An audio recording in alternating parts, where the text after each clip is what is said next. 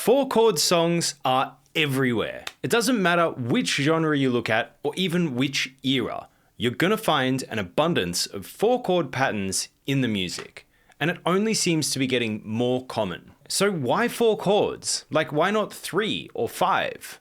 What is so magical about a 4-chord idea that it's become the default option for most people most of the time?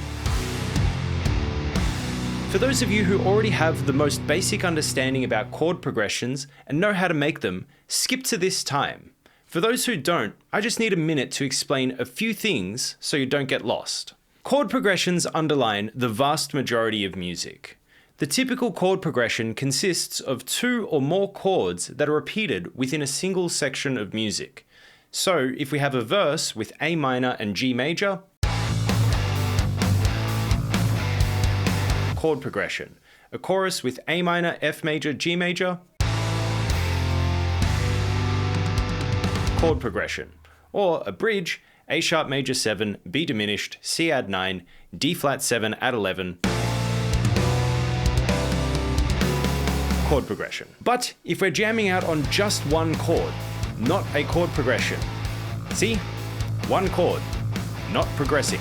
Now, even when there's no obvious chord progression like the examples that we've just watched, the bass lines and melodies themselves often imply chords. For example, in the case of a bass line, if it plays A, C, F, G, we can use our investigative powers to assume that it's playing the chords A minor, C, F, and G, because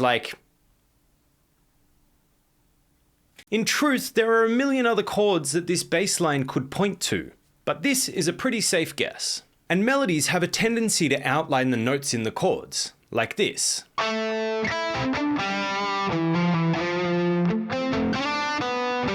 So once again, we can make a safe assumption that these are the chords. So when we talk about chord progressions in music, this is what we mean. We're usually going to be able to find it in one of the ways I've described, or if we're lucky, all 3 will point to the same conclusion. And great, that's all we need to know. Now we can dive into the purpose of this video and answer why 4 chords are the most common choice for music. So the first question is, can we make evocative music with less than 4 chords?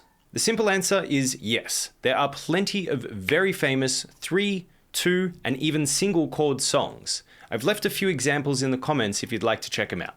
Now, there are advantages and disadvantages to any choice you make in your music. The disadvantage of using very few chords is that it's generally harder to write an engaging and catchy melody. That's a huge statement. What do I mean by that? Let me show you. So I'm going to give you a couple of examples. The first will be a really simple melody. You'll hear it both with a single chord backing track and a 4-chord backing track. Pay attention to how you perceive the melody.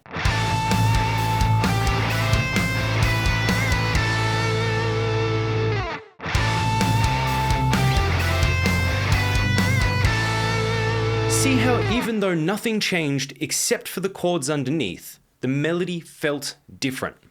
And now I'm going to show you another melody that's a bit more exciting. Once again, just notice how you perceive the melody in both versions.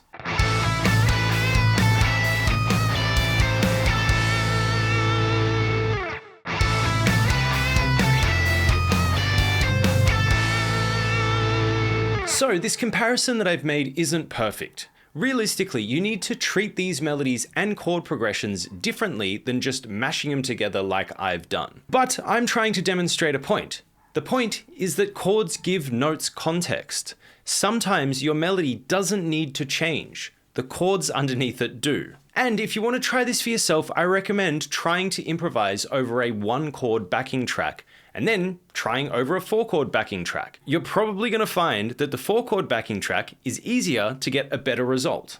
So with all that in mind, 2-chord progressions require a little bit of care. The risk with 2-chord progressions is that they can become overly repetitive and predictable because you're just bouncing back and forth between 2 chords. You're not really moving anywhere. One option is to slow down the changes. So instead of changing chord each bar, we can hold on to each chord for 2 bars. Or if we're feeling particularly melodic or lyrical, we can hold on to each chord for 4 bars. But if we hold on to each chord for too long, we start creating other problems, similar to if we used a single chord for a whole section. And 3-chord ideas often feel like 4-chord ideas, just simplified. Generally, 3-chord ideas fall into one of these 4 patterns. Now, there's no problem with this, but when you listen to this in the real world, it doesn't feel like the music is screaming, hey, there's only 3 chords here. It's 3 chords thrown into a 4-chord form. So what does all this mean in relation to the question at the start of the video? Why 4 chords? Basically, having the pattern of 1 chord per bar in a 4-bar pattern is just an easy way to write. Each bar, a new chord appears, which is really easy to follow and understand. 1, 2, and 3 chord patterns can be really impactful, but they can be harder to work with. There's less harmonic content, which means there's less options to support a melody. And this begs the question, if you could choose the option that usually sounded better, but was also the easiest, would you choose it? Like, it's your creative project, it's your art, captured for others to judge. Would you opt for the simple and effective solution that everyone uses, or fight with your art and potentially make it worse to ensure you're not copying other people? It may sound like a silly question, but I've opted for the more difficult, worse sounding options way more times than I care to admit. And I know a lot of other people do that too. And I'm here to say that it's totally okay to use a 4-chord idea. If it sounds good, it is good. If it doesn't sound good, your work isn't done. Anyway, you may not have noticed this, but I've been tricking you. Everything that you've heard has been presented as a 4-bar loop, as if 4-bar loops are the only acceptable format for music.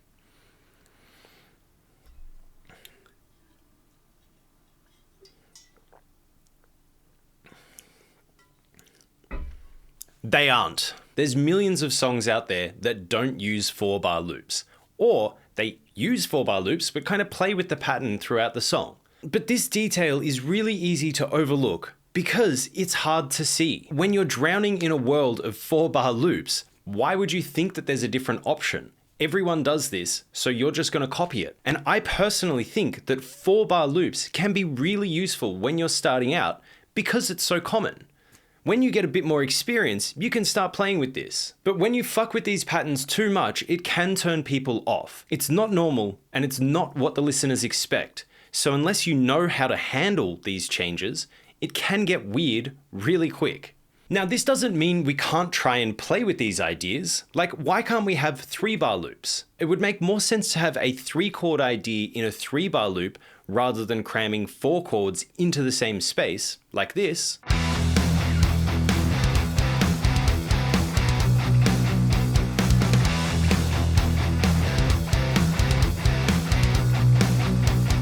To my ear, that sounds totally acceptable. And I mean, sure, it's a bit strange, but it works. And that's because I'm choosing to showcase 3 chords in a way that feels natural to present 3 chords.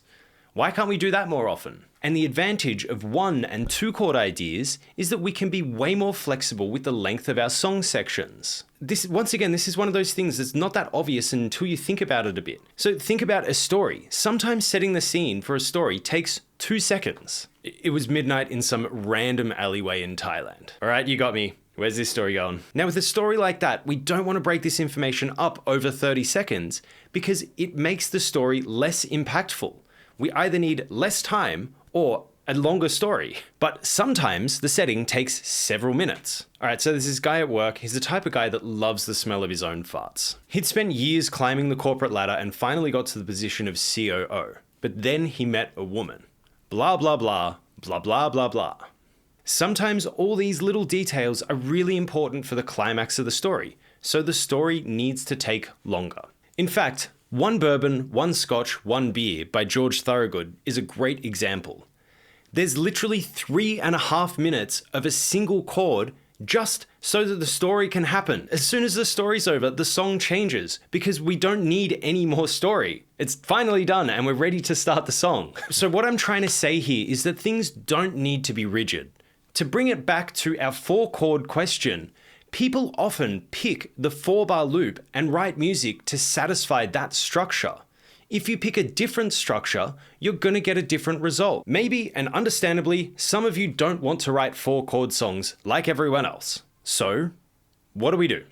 The simple answer is don't be rigid about it. Sometimes your compositions will simply sound best with 4 chords. Please don't destroy a great song to avoid using a common pattern. 4 chords is the default choice for good reason. You don't need to reinvent music for your song to be valid. But for those of you who really don't want to write 4-chord songs, force yourself not to write 4 chords. If you happen to write an idea with 4 chords, take a chord out or add an extra chord in. By moving to 3 or 5 chords, it's no longer a 4-chord song. Or do what I did with the 3-chord 3-bar loop example. Change the length of a loop and find a suitable amount of chords to work with that. One of my personal favorites is to write a 4-chord pattern, and when you repeat it, simply change one of the chords. This turns a 4-chord loop into an 8-chord loop. It has many of the advantages of 4-chord loops, like that it's easily loopable, or that the size of the phrase is easy to fit in your structure, and so on, but it has the added advantage of being slightly more complicated. So if you wrote a melody that lasts only 4 chords, when it's repeated over the second 4 chords, it's perceived differently as the context has changed.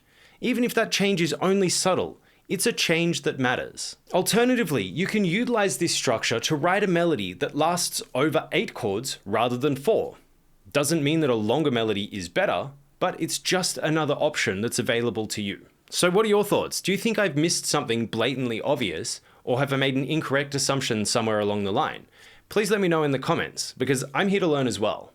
And if you like this video, check out this one I did about power chords. They are severely misunderstood and need some of your love, attention, and support.